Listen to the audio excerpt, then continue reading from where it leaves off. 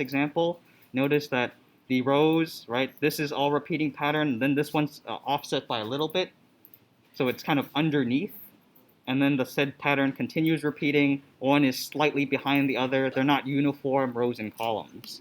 So Mr. Simon made this neat little slide going over that, and I wanted to talk through what was going on in this, okay? He makes use of a Boolean. You know what Booleans are. They store true and false values, and let's kind of unpack what's going on here.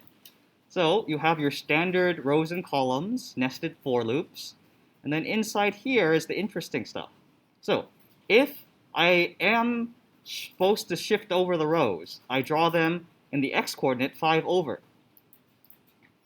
Else, this is saying if the shift variable is false, then I leave it alone. There is no shifting. Notice the xy coordinates remain the same. And then this part down here is what's really interesting, okay? This is a big idea in computer science when you're coding. Some people call it a flag, or otherwise reminding the computer, oh, please switch to your opposite value, like a light switch. You have on and off. Right now the lights are on, but when you leave the room, be sure to turn the light off, and then when someone enters again, turn it back on.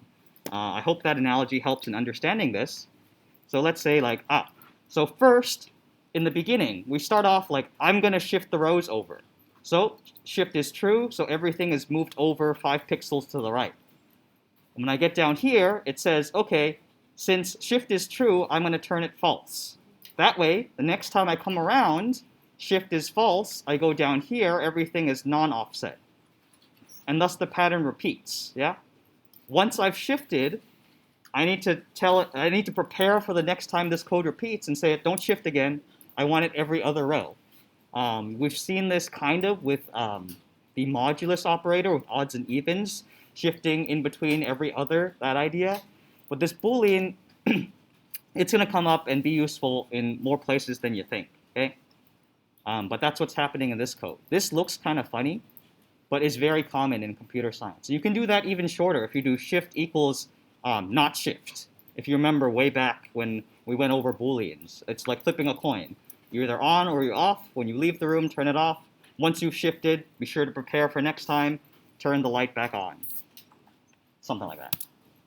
Okay, next idea is in your scales assignment, okay, one student in my block 3 class was using nested while loops instead of nested for loops, and that was really interesting. And so I'm going to pull up my buggy code example from before and just use that maybe with just the stars, but I recommend you bring up your scales right now and see if you can translate those nested for loops into nested while loops and have your scale assignment still remain the same. And the likelihood of it messing up is kind of strong, but it brings up a very important idea, okay? So bring up your scales assignment, change your nested loops to be nested while loops. And for me, I want to do, I didn't save the buggy code. So I'm just going to do the smiley face example because it has a nested loop inside. Oops. Okay, for my demo, I will have these faces like my smiley face scale. I'm going to flip these for loops into while loops.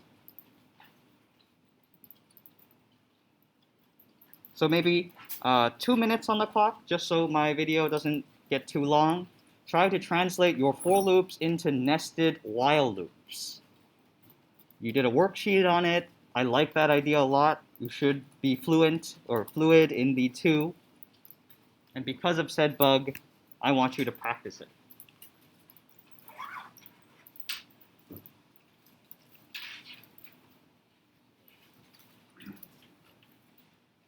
Nested while loops. Yes. Turn your nested for loops into nested while loops. The output should look exactly the same. Do you know where to put that variable initialization declaration? Where do you put your stopping condition? Where do you put your increment? Some of you are pulling up the worksheet. Very good.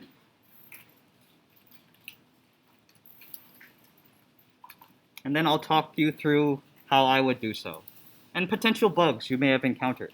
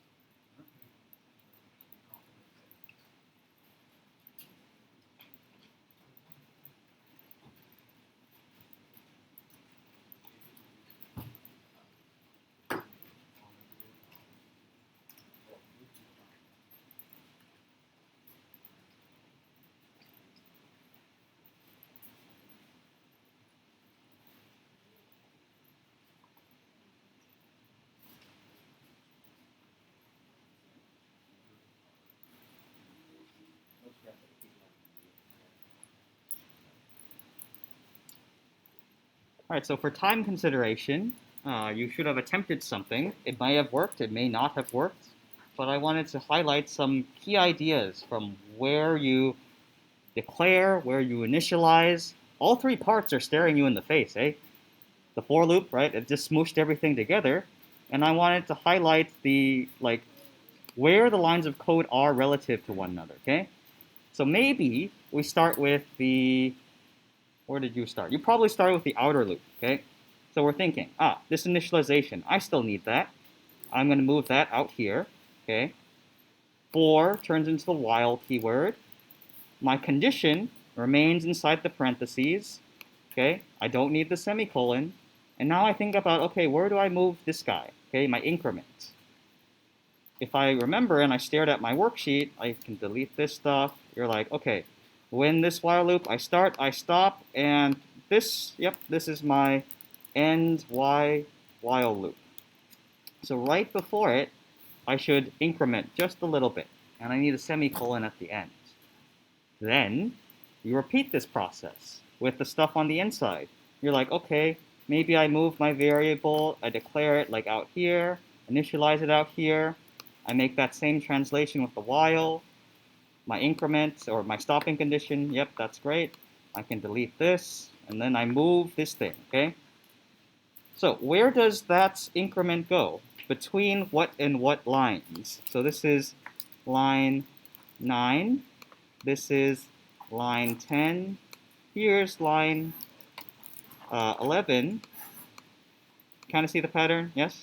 So check in with your elbow partner. Where do I put my x increment? Between which lines?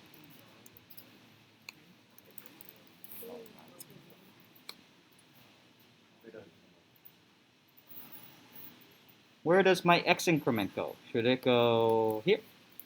Should it go here? Should it go here? Where do y'all think? All right, so very good. You talked, you chatted.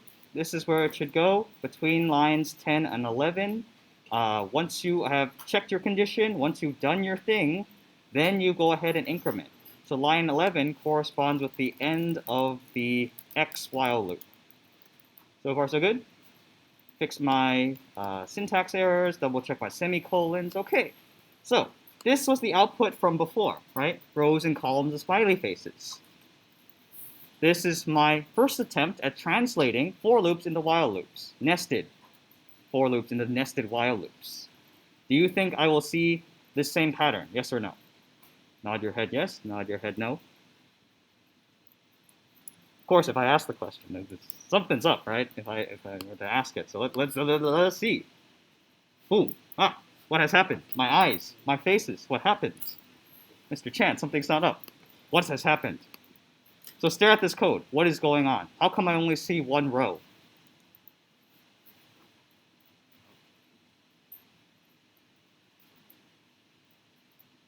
I have all the parts, but something is off.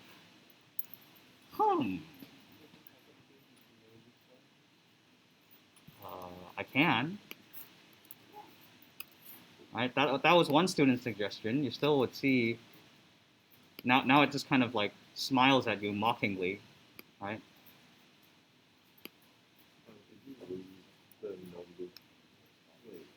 That isn't it. It's if the fundamental is something is up with the three parts of a loop.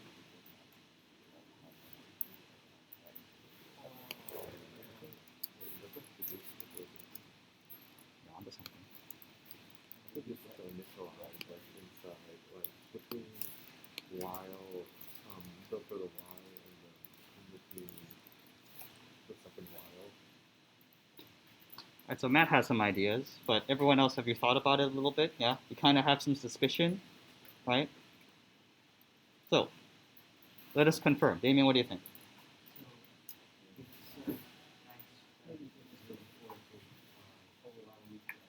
So he said, right.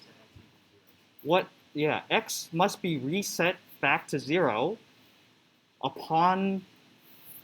It's in the wrong spot, right? This thing currently x is not being reset. So you only see one row because as x starts at 0, and over here it stops before it gets to 1500, it keeps growing. And as soon as this while loop is done, it goes back up here to this while loop, right?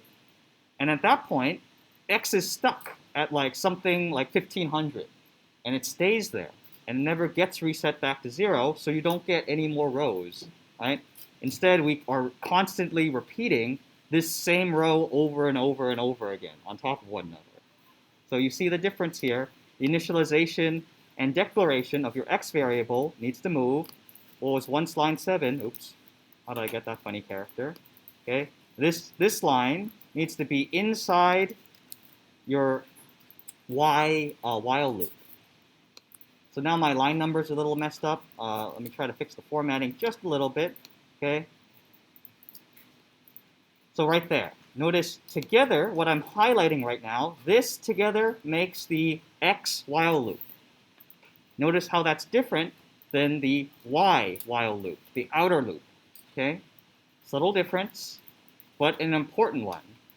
Okay, and this is why I like while loops for like forever. If you're in my computer programming A or B class, I never showed you the for loop for this reason. Because once you start taking shortcuts, you kind of forget that you can change where the increment goes. Okay?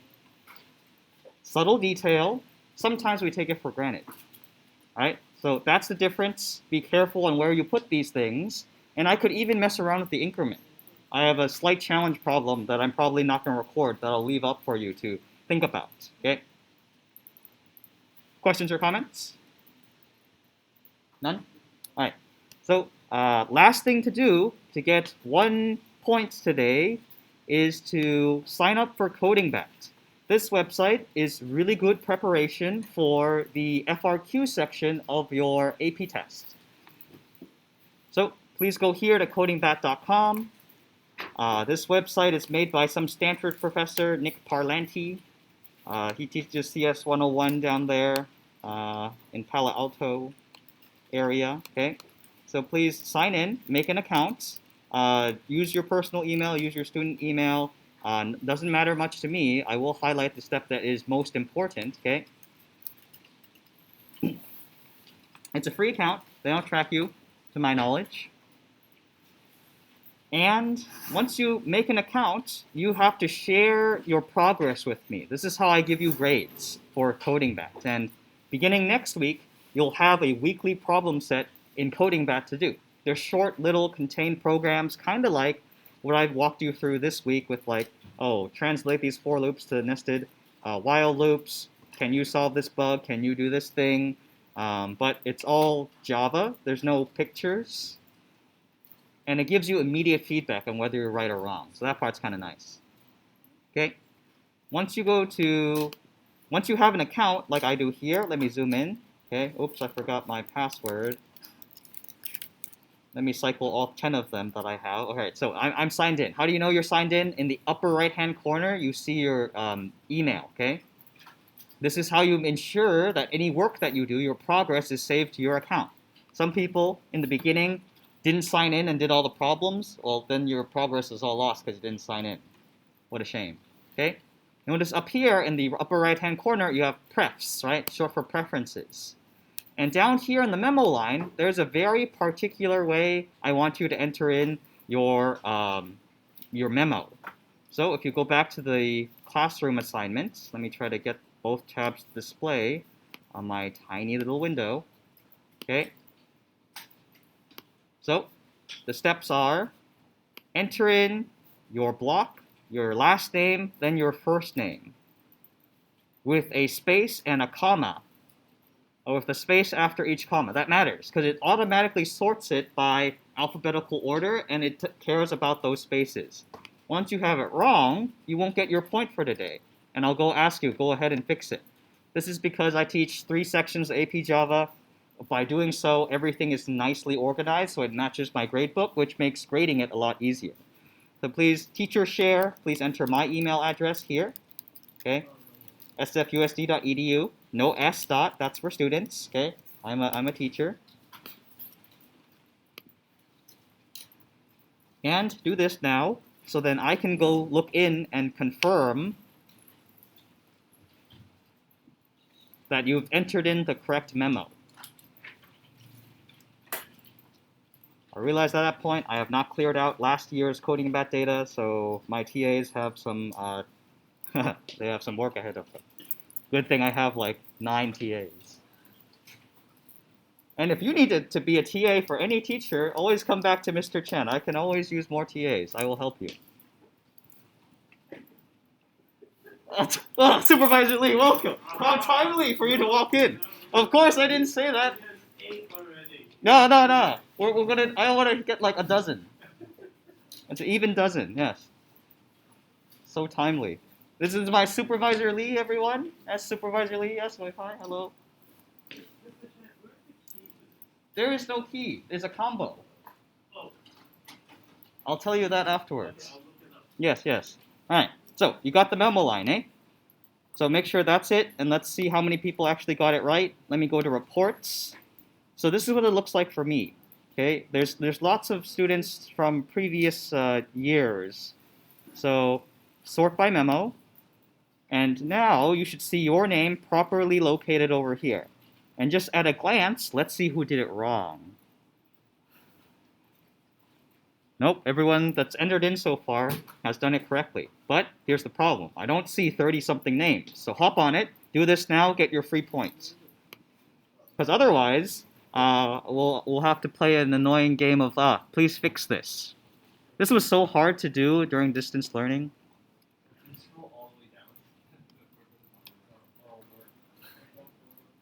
Darren Zhao, What did they do wrong? Not only did they mistype a comma, they added the word block out in front. Kid, follow directions. Okay, but there you go. Get this updated, and that's the one thing you should do before you leave my class. I will give you the points to confirm that you got it right. If you haven't got the points, something's up. That concludes today's lesson.